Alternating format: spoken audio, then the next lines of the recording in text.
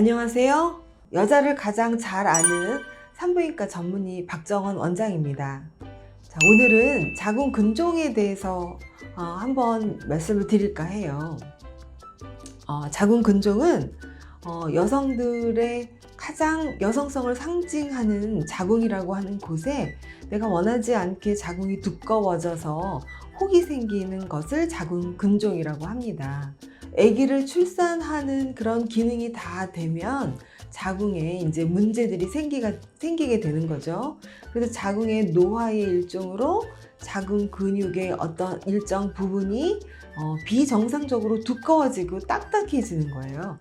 대표적인 것이 자궁 선근증이라고 있어요.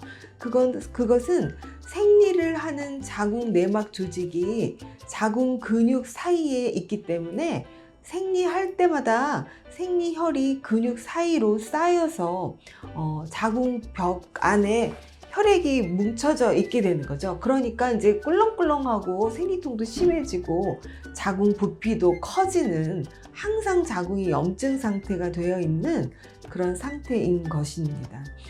자궁 근종은 그러면 왜 생기나요? 유전적인 원인이 많아요.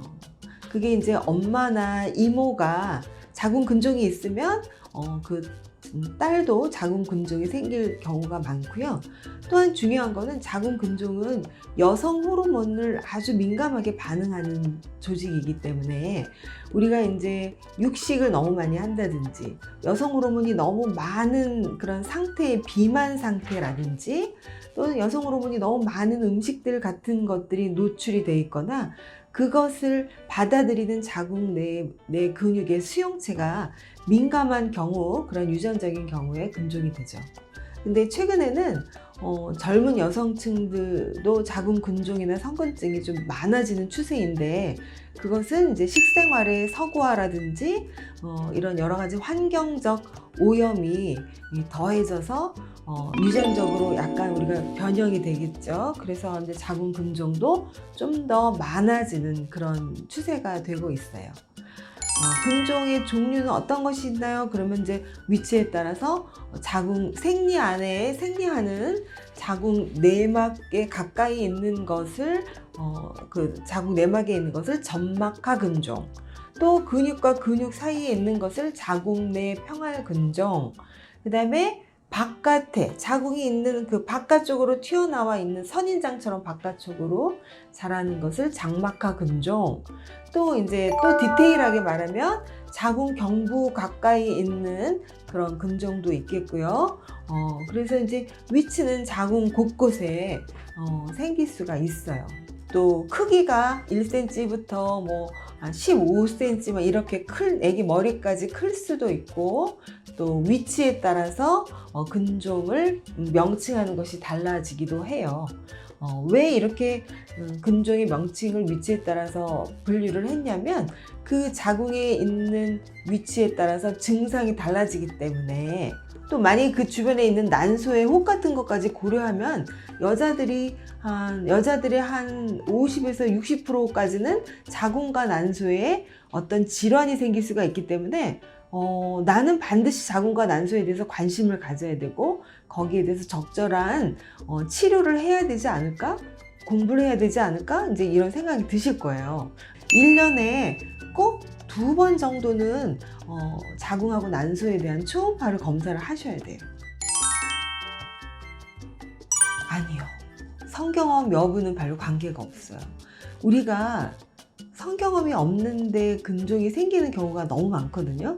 근종은 아까 말씀드린 것처럼 유전적인 게 거의 한 65%에서 70% 정도 차지하고, 비만한 것하고 그 다음에 여성 호르몬의 그 수용체에 아주 민감한 체질의 그런 특성을 가지고 있어요. 왜 이렇게 배가 많이 나왔지? 그래서 이제 열심히 운동하고 다이어트를 했어요. 다른 데는 체중이 많이 빠졌는데 여전히 아랫배는 똥배로 튀어나온 거예요. 그래서 이제 검사를 받으러 왔는데 10cm 이상의 큰 혹이 있었고, 혹이 하나가 아니라 자궁이 완전히 근종 다발 덩어리였어요. 그러니까 성경험하고 근종하고는 큰 연관이 없어요. 오히려 분만을 많이 했다. 그러면 그동안 우리가 이제 근종이 생기는 그런 시간 같은 거, 여성의 유방에도 혹이 생기는 그런 시간 같은 것들을 임신 기간 중에는 조금 보호받을 수 있어요. 중요한 거예요. 근종은요, 위치가 어디에 있느냐에 따라서 증상이 너무 많이 차이 나요. 그 외에는 대부분의 경우 증상들이 별로 없어서 일반적으로 둔한 여성들인 경우에는 근종이 아주 많이 자랄 때까지 근종이 있는지를 모르고 지낼 때가 있어요. 예를 들어서 그러니까 월경량이 많아졌으니까 생리통도 심해지겠죠. 그 다음에 이제 월경량이 너무 많아요. 그 다음에 어떤 때는 허리가 아파요. 또 성관계 할 때 배에 통증이 있어요. 아주 심한 경우는 배가 더부룩해요. 이런 증상이 있는데 이런 경우는 반드시 근종하고만 연관 지을 수 없기 때문에 난소가 문제가 있거나 뭐 다른 문제가 있을 때도 그런 증상들이 있을 수 있죠. 그럼 어떨 때 근종을 치료해야 될까요? 이게 정말 오늘의 키포인트죠.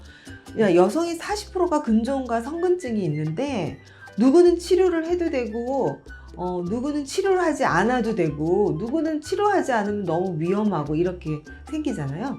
그것이 이제 우리 전문의가 판단을 해주고 제일 중요한 거는 그 근종이 있는 당사자가 내가 지금 어떠한 인생의 계획을 가지고 있느냐는 거죠. 근종이 있다고 해서 절대로 죽지 않아요.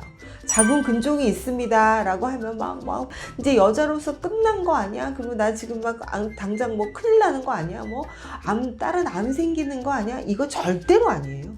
근종은 그야말로 그냥 근육이 뚱뚱하고 딱딱해지고 하는 그런 혹이지 암인 경우는 너무나 드물죠. 99.9%가 암이 아니니까. 우리가 자궁 근종이 임신을 방해해요. 또 아기가 착상을 해서 아기가 자라는데 자꾸 못 자라게 유산을 밀어내서 유산을 시켜버려요. 아기가 착상하는 거를 방해해서 불임의 원인이 되기도 하고요. 그 아기가 배 안에서 충분히 성숙을 해야 되는데 그렇게 성장을 하지 못하고 그 자궁이 밀어내기 때문에 미숙아로 태어난다든지 태반 조직이 근종하고 붙으면 나중에 태반을 떼었을 때 출혈이 너무 많아져서 생명이 위험한 경우, 그래서 엄마 자궁을 그때 드러내는 경우, 이런 경우도 생길 수가 있어요. 이제부터는 제가 어떤 경우 연령별로 어떻게 자궁 근종을 치료하는 게 좋은지 아주 디테일하게 환자분 입장에서 한번 설명을 해볼까 합니다.